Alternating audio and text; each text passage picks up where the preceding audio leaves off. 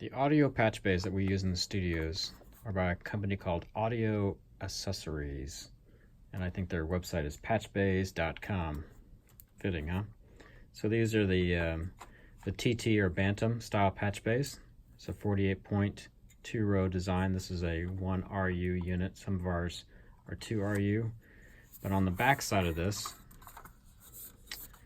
we have these 3-pin EDAC connectors, and then there's some jumpers for doing the normaling scheme. So if we had a cable coming in, this 3-pin EDAC connector can go in any of these slots, and I like this because each wire has its own connector. So if this year if this was decided to go here, and the next year we reconfigure a patch bay and it needs to go down here, it certainly can. So it just snaps into place. And then of course, to get it out, instead of pulling on the wire or pulling on the connector, I generally use a pair of needle nose pliers and make sure that I pull it straight out without twisting it side to side. Because I believe that these are on a printed circuit board. We might be able to see that in there.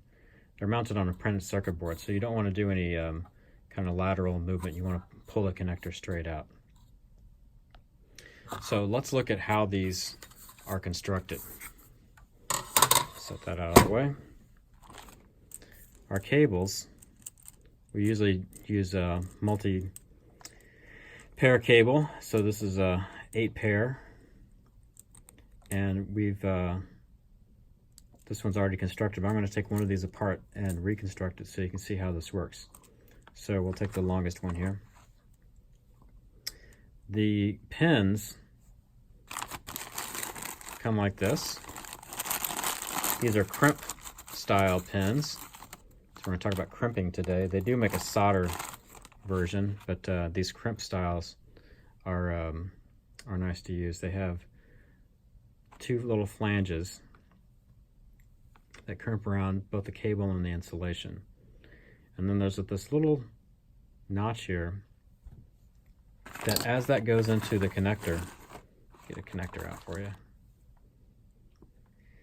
As that pushes into the connector,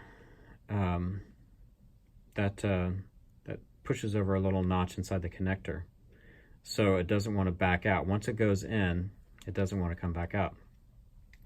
But they do make an extraction tool that then will slide into the slot. See if I can make this work. And as it's sliding in, it'll push down that little tab, allowing you to then pull this thing. It'll snap out of its spot, and then you can pull it the rest of the way out.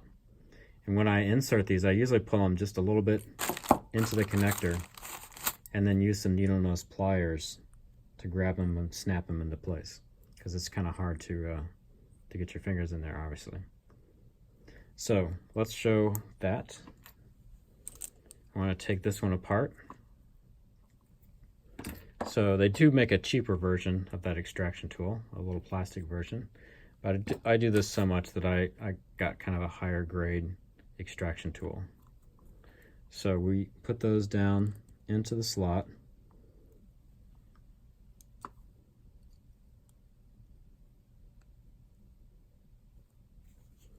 And then, here, I'll back out a little bit. And then we push the button to release that cable. We'll do the other one.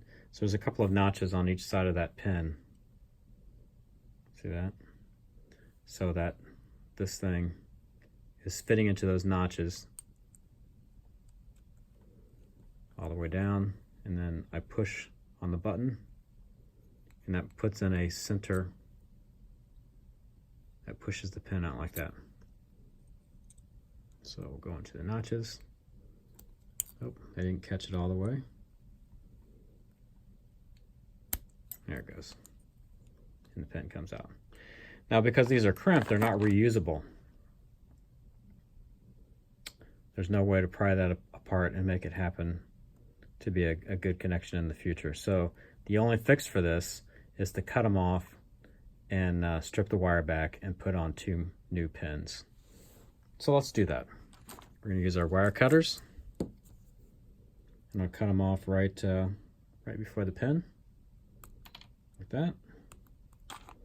We get our wire strippers. I can show you, I don't use these very often because mostly the wire gets in the way because we have very small length of wire. This works really well when you don't have multi wires in the same cable. But we'll certainly try this. This is an automatic wire stripper, so it both on the back side grabs onto the cable, and on the front side it cuts through the insulation in a very calibrated sense, and then it pulls off the insulation while holding the cable there.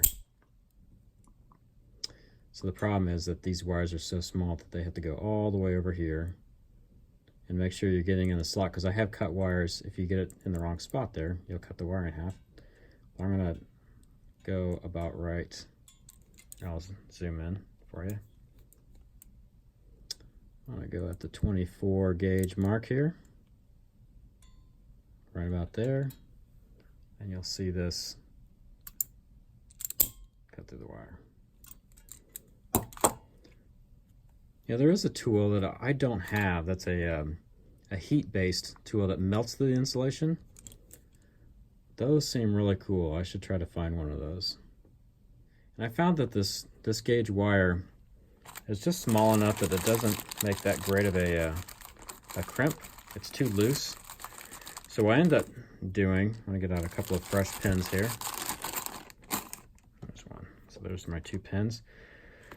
What I end up doing is folding this over. Use your needle nose pliers for that if you wish. Fold both of these over to effectively make the wire gauge just a little bit bigger, which is okay. Bigger is okay. Smaller is not. Make sure all my threads get in there. Okay. So the crimp tool, as with all crimping, every manufacturer makes a crimp device.